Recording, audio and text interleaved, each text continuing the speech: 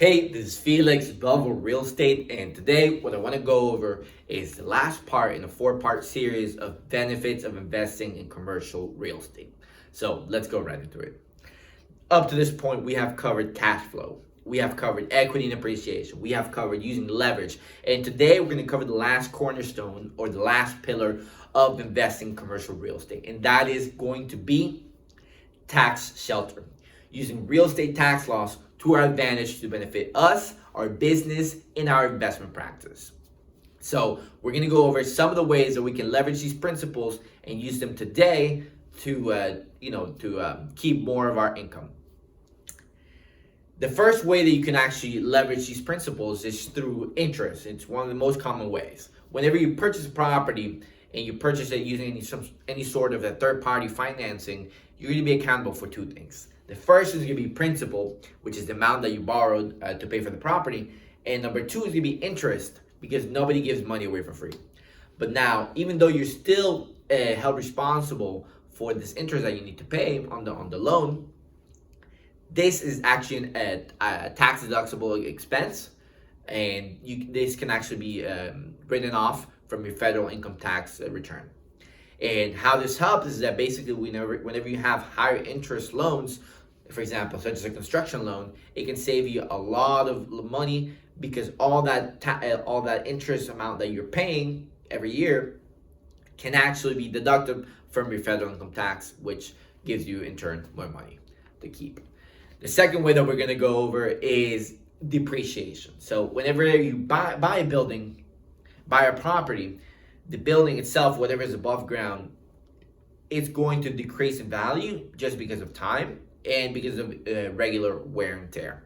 So the government has allowed real estate tax laws to depreciate a commercial building over 39 years to a value of zero. So for example, if you bought a property for $1 million, in 39 years, that property or the improvements of the property are going to be worth $0.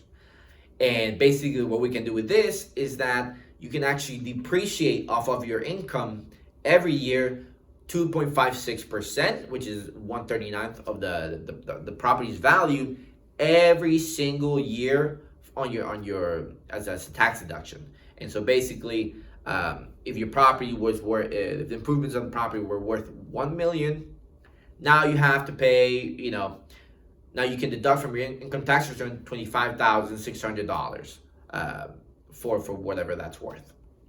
Now, this can be really, really helpful. There are some other ways that you can actually accelerate this period and make it into the 5 or 10 year accelerated depreciation. But it's a little bit more complicated, and then there's a little bit more details that go into it, so I won't go over that today.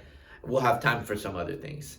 The third way that you can actually leverage real estate tax laws to your business and to your advantage is through the use of losses. So whenever you have a real estate property and you incur loss, whether it's through cash flow, whether it's the property gets damaged or any sort, you can actually deduct these expenses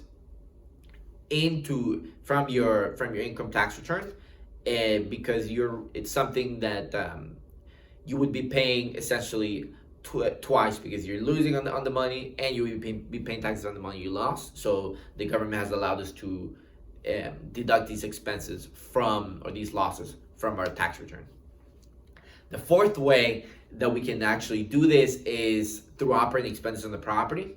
Regular operating expenses such as maintenance or some of the property management charges, and some of the real estate related expenses such as webinars, educational conferences, education on real estate. All these items can actually be deducted from your income tax return, and this can be also helpful. And the last way, and the most popular way, which I think everybody knows about and is a buzzword in the real estate world, it's going to be a 1031 exchange. And basically what a 1031 exchange allows you to do, it allows you to grab a property, and when you get ready to sell that property and you made whatever appreciation you gained from that, it allows you to defer the sales tax or the capital gain sales tax into the other property. Basically what you do, you have the property and you bought it at $1 million. Now it's worth $2 million. and you will have to pay taxes on that spread that you made. But if you do a 1031 exchange, which means that you're reallocating the funds into another like kind property of equal or more value, you can defer those taxes or those sales tax into the next property. But there's nothing stopping you from doing that over and over and over again. So basically, if you're able to do a 1031 exchange successfully, you can do it again and again and again and never pay that sales gain tax ever. However, obviously, this is actually a very tedious process to do because you have a certain allotted amount of time to sell the property and find your next target property. And this can be very difficult to do because commercial real estate transactions take time, A, and B, it's hard to, hard to proceed on two different transactions at the same time. A lot of things have to go right and have to go your way, and it can be very, very difficult to do that. But these are some of the ways that we can actually leverage real estate principles or real estate tax laws into our portfolio. I hope you guys enjoyed it. Thank you guys for watching. I appreciate your time. Bye-bye.